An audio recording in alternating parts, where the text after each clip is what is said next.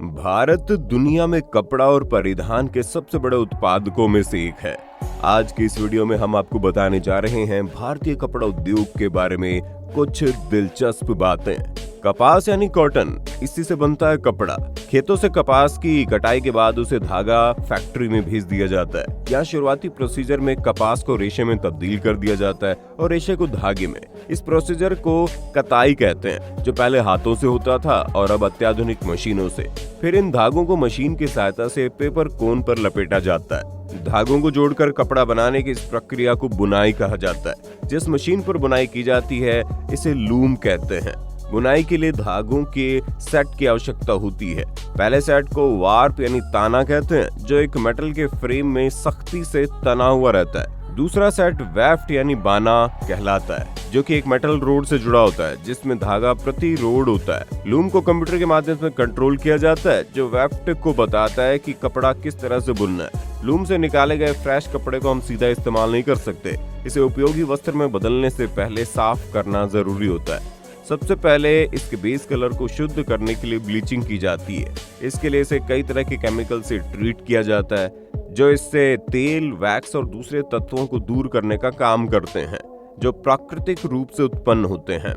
Leather jacket, आपने अक्सर देखा होगा जब कोई जानवर मरता है तो उसे शहर के बाहरी हिस्से में, जहां आबादी नहीं है, खाली मैदान पर पटक दिया जाता है और उनकी खाल को उतार लिया जाता है। खाल को उतारने के बाद इसे कारखाने में भेज दिया जाता है। वहाँ उसे नमक से ढक दिया जाता है ताकि वो साफ हो जाए। साफ होने के बाद उसके गैर जरूरी हिस्से को काट दिया जाता है, जिसके बाद खाल को एक पानी के टैंक में कुछ दिनों के लिए छोड़ दिया जाता है ताकि उसके ऊपर नमक साफ हो जाए। जब किसी भी जानवर की खाल से कोई भी परिधान बनाया जाता है तो उसे खाल को अच्छी सफाई होनी बहुत जरूरी होती है, क्योंकि अगर सफाई ठीक से नहीं होगी तो उस खाल से बदबू आएगी और कोई भी बदबू वाले जैकेट, पैंट या किसी भी ड्रेस को पहनना नहीं चाहेगा। खाल को पानी के टैंक में कुछ दिन डालने के बाद उसे बाहर निकाल लिया जाता है।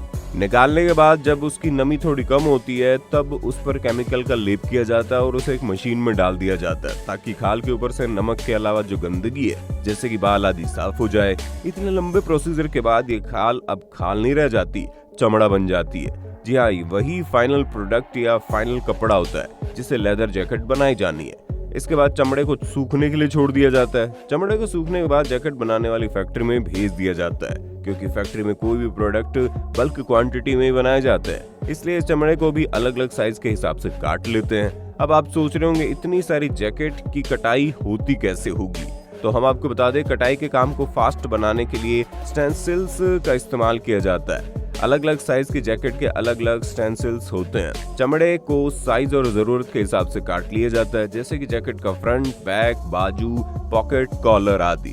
काटे गए इन सभी हिस्सों को सिलाई मशीन की सहायता से जोड़ दिया जाता है। इसके बाद एक साथ गर्म कपड़े को लिया जाता है और उसे उस जैकेट की साइज के हिसाब से काट कर सिल दिया जाता है, ताकि वो उस जैकेट के अंदर फिट हो पाए। इसके बाद आपकी जैकेट बनकर तैयार हो जाती है। तो दोस्तों, आज के लिए बस इतना ही। मिलते हैं अगले वीडियो में, तब तक हमारे चैनल को लाइक, शेयर, सब्सक्राइब कर दीजिए। धन्यवाद।